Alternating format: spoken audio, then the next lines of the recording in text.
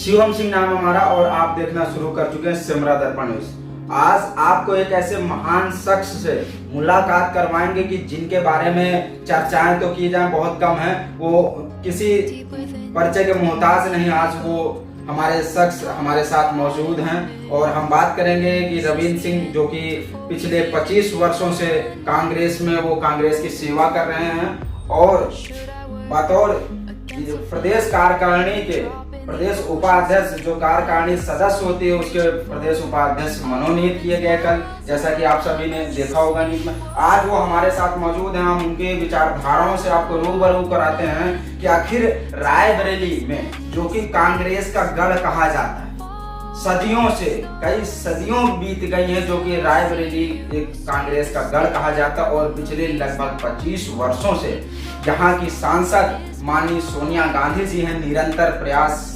जनता का प्यार भरपूर उनको मिल रहा है और आज 25 वर्षों से विगत कांग्रेस को पूर्ण समर्पित अपना जीवन करने वाले रविंद्र सिंह आज हमारे साथ मौजूद हैं। हम उनकी पार्टी के प्रति क्या उनकी सोच, क्या उनकी विचारधारा और पार्टी को लेकर रायबरेली जिले में विकास और रोजगार को लेकर क्या उनकी विचारधारा है, हम आपको उनसे रूबरू कराएंगे उनके विचारधाराओं से और आप खुद उनकी जुबानी सुनिए कि आखिर उन्होंने कितना संघर्षमय जीवन बिताया और कितना संघर्ष करके पिछले 25 वर्षों से कांग्रेस के लिए अपना तन मन धन सब कुछ संपूर्ण समर्पित किया हुआ है। और उनको फिलहाल नवनिर्वाचित प्रदेश उपाध्यक्ष कार्यकारिणी के बतौर नियुक्त किया गया। आज वो हमारे साथ मौजूद हैं, हम उनसे उनकी जुबानी आपको सुनाते हैं।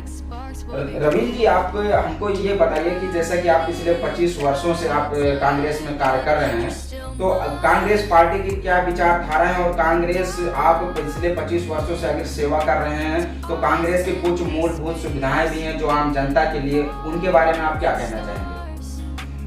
कांग्रेस के बारे में मैं यही कह सकता हूँ कि जब से मैंने कांग्रेस को देखा है कि गांधी परिवार की विरासत रही है, रायबरेली की कर्मभूमि रही है उनकी, और जो भी दिखता है रायबरेली जनपद में, चाहे सड़कों का संजाल हो, चाहे एम्स का निर्माण हो, चाहे रेल कोच फैक्ट्री का निर्माण हो, चाहे ITI का निर्माण हो, चाहे FTDI का निर्माण हो, चाहे निफ्ट का निर्माण हो, चाहे सरकारी संस्थाओं से लेकर के किसानों की, नौजवानों की, बेरोजगारों की, छोटे छोटे उद्यमियों की समस्याएं रही हो, कांग्रेस ने जब से रायबरेली को अपना माना है तब से सारा किया धरा विकास सब कांग्रेस का हम कह सकते हैं। मैं किसी सरकार का विरोधी नहीं हूं, परंतु इतना जरूर दावे के साथ कह सकता हूं कि सोनिया गांधी जी ने 2014 से जब से भी रायबरेली 2004 से 14 तक का नेतृत्व के समय में उन्होंने रायबरेली के विकास को हिंदुस्तान के नक्शे पर लाने का काम किया है,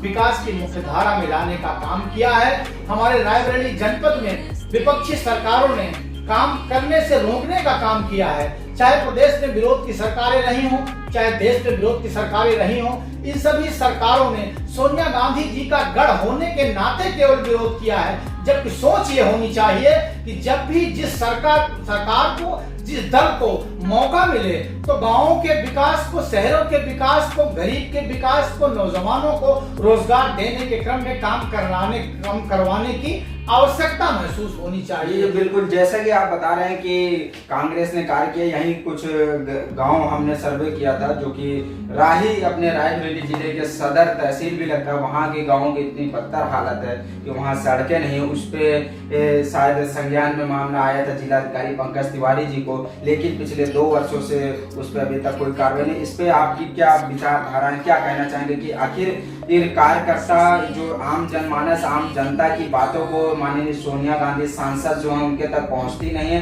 या फिर सोनिया गांधी जो सांसद हैं वो जनता की बातों को तवज्जो नहीं देती है? राही विकास खंड के ग्रामीण अंचल की चर्चा आप कर रहे हैं, मैं आपको अवगत कराना चाहता हूं कि भारतीय राष्ट्रीय कांग्रेस के जिलाध्यक्ष आदरणीय पंकज तिवारी जी हमारे जिलाध्यक्ष हैं और राही ब्लॉक से ही हैं। हम आपको छोटी छोटी रिंग रोड के बारे में बताना चाहते हैं।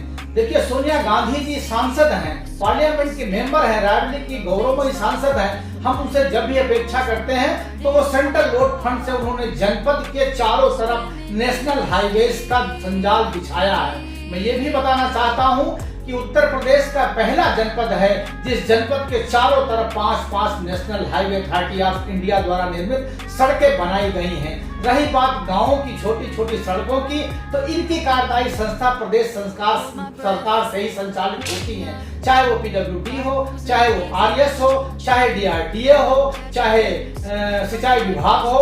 इन विभागों के द्वारा ही छोटी छोटी सड़कों का निर्माण होता है। बड़ी निर्माण, बड़े हाईवे सेंट्रल से अप्रूव्ड होते हैं, तब सेंट्रल की कार्यदायी संस्थाएं लगाई जाती हैं। हमारी सरकार 30-31 वर्ष से उत्तर प्रदेश में नहीं है, इसलिए छोटे छोटे कामों के, जैसे गांवों की सड़कें हैं, नहरों में पानी का नहाना है, सड़कों की रिपेयरिंग का काम है, तमाम विभागों को अधिकार है कि छोटी छोटी सड़कों का निर्माण वो कराएं। लेकिन कांग्रेस से लोग अपेक्षा करते हैं, जाहिर सी बात है कि सोनिया गांधी बहुत बड़े दिल वाली नेत्री हैं। हम उनका रायबरेली जनपद की ओर से विकास की धारा में, मुख्य धारा में लाने का जो काम किया है, मैं सहृदय उनका साधुवाद ज्ञापित करता हूँ। बिल्कुल, जैसा कि कुछ सुनने में आया है अभी कि जैसा कि आप आगामी 2022 जो विधानसभा का चुनाव है उसमें आप तैयारी करें, आप अपने रायबरेली जनता के लिए एक उम्मीद पे खड़े उतरने के लिए आप पूरी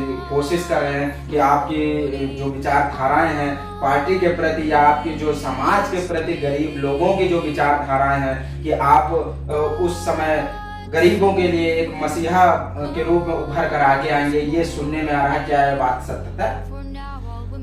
देखिए, 2022 में चुनाव लड़ना और न लड़ना दोनों बातें हमारी पार्टी की सुप्रीमो आदरणीय हमारी गौरवमयी सांसद सोनिया गांधी जी के ऊपर और उत्तर प्रदेश की प्रभारी आदरणीय हमारी नेता प्रियंका गांधी जी के ऊपर निर्भर करता है। मैं कांग्रेस का केवल सिपाही हूँ, सैनिक हूँ। होमगार्ड समझ सकते हो, सिपाही समझ सकते हो, सेना नायक समझ सकते हो। मैं जो भी है कांग्रेस के रीति रिवाज के हिसाब से ही अपने को मैंने ढालने का प्रयास किया है। हमारी मुख्य सोच है, जैसे हमारी नेता की सोच है, हमारी आदरणीय सोनिया गांधी जी ने अपने रायबरेली के सांसद कार्यकाल कालखंड में जितना गरीबों के इलाज में धन खर्च किया है, मैं उनकी इस सोच के प्रति आभारी भी हूँ, ऋणी भी हूँ। तमाम लोगों के हम लोगों ने मेडिकल फंड की अपेक्षा की थी। उन्होंने इलाहाबाद, अगर किसी के कैंसर के इलाज की आवश्यकता पड़ी तो इलाहाबाद को उन्होंने चुना, पैसा दिया, और PGI को पैसा दिलाया।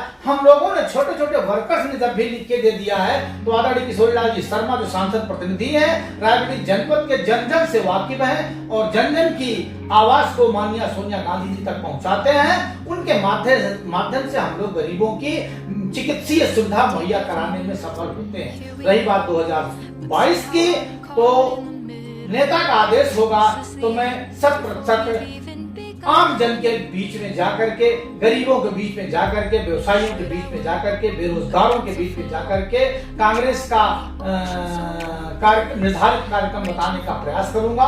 उसी आधार पर विधानसभा लड़ने का प्रयास होगा। अच्छा, जैसा कि ये राजनीतिक खेल सम्मान के बारे में आप क्या कहना चाहेंगे कि जैसे कि कांग्रेस द्वारा एक जो खिलाड़ी होते हैं जो अपना हुनर दिखाते हैं, कोई गरीब परिवार से बिलोंग करता है, कोई ग्रामीण क्षेत्र से बिलोंग करता है, इस पे आपकी क्या कहना है, इस पे आपकी क्या विचार है? देखिए, रायबरेली में प्रतिभाओं का अभाव नहीं है।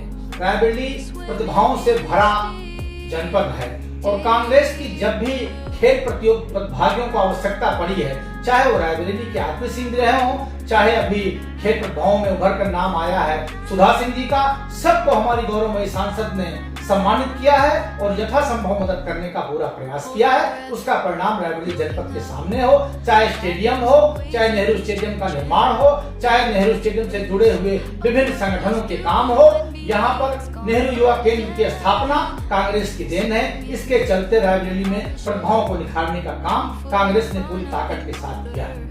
तो ये आपने देखा कि जो रवीन सिंह जो कांग्रेस के 25 वर्ष इन्होंने बिताए, अपना जीवन समर्पित किया, कि उनकी विचारधाराओं से आप सभी को रूबरू कराए हूँ कि कितनी अच्छे छवि और कितनी अच्छी सोच के व्यक्ति आखिर इस कांग्रेस में हैं और रायबरेली के विकास के लिए जो अपना संपूर्ण जीवन समर्पित कर चुके हैं। ऐसे महान व्यक्तित्व से आपने मुलाकात की और समाज में आज ऐसे ही महान व्यक्ति की सख्त जरूरत है, क्योंकि इंसानियत होना बहुत अहम जरूरी है। पैसा तो सभी कमाते हैं। कहने का अर्थ ये है कि क्या करोगे इतना पैसा कमा के, न कफन में जेब है, न कब्र में अलमारी है। तो आखिर जनमानस, आम गरीब जनता के लिए जो राजनेता, जो जनप्रतिनिधि कहे जाने वाले, जो आम गरीब जनता के लिए कार्य करते हैं, वही जनता के दिलों में राज भी करते हैं। और इसी तरह देखते रहिए सिमरा दर्पण न्यूज। कैमरामैन राज तिवारी के साथ मैं शिवम।